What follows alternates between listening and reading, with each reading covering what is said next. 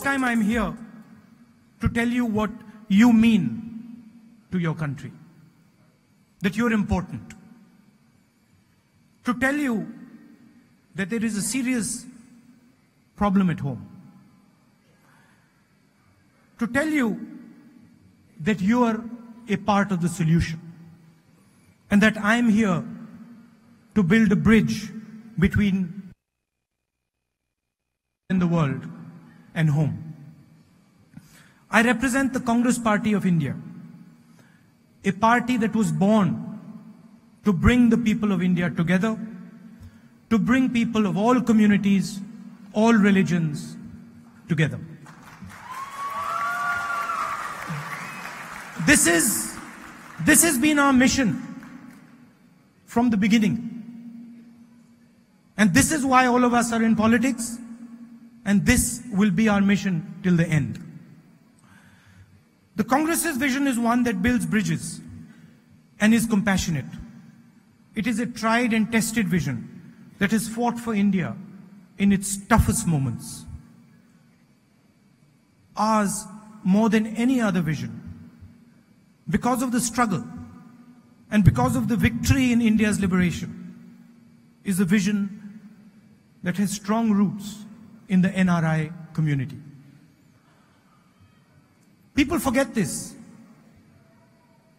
but our greatest leaders, whether it is Mahatma Gandhi ji, whether it is Jawaharlal Nehru ji, whether it is Mr. Ambedkar, all of them were once NRIs. All of them were once what you are. And a little over 100 years ago, that great man, Mahatma Gandhi, returned to India from South Africa. He wasn't alone. With him stood a close-knit group of visionaries, each one a giant in his own right. India today is free, but once again, it is under threat. There are two clear threats facing our country today. The first is our government's inability to provide jobs for our people. Our main competitor, China, produces 50,000 jobs every 24 hours. India currently produces 400 jobs in the same amount of time. It is an important figure, so I will put it another way. What China does in 2 days takes India 1 year to do. These are not my figures.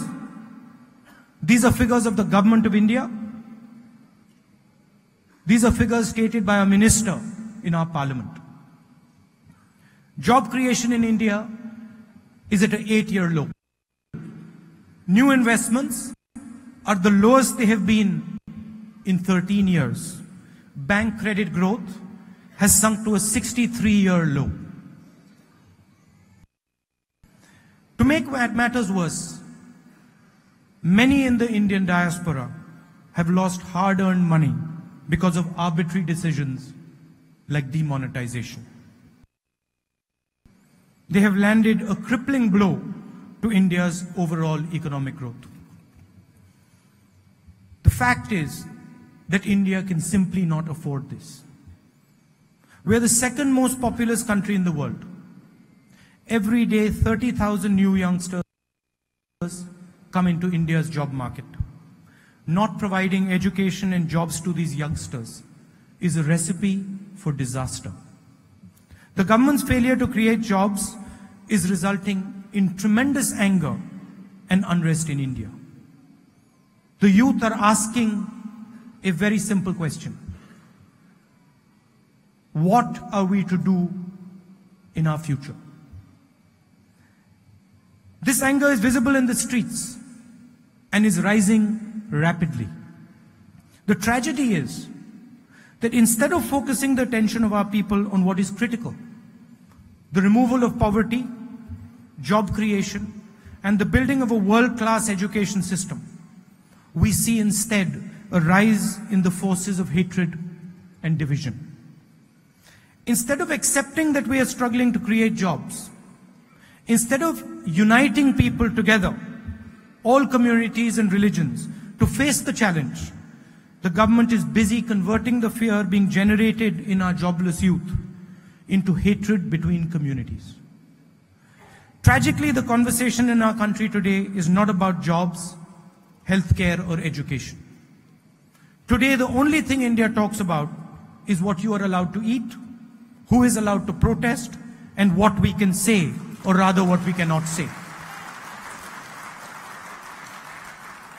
Activists and journalists are threatened, they are shot dead for expressing their views.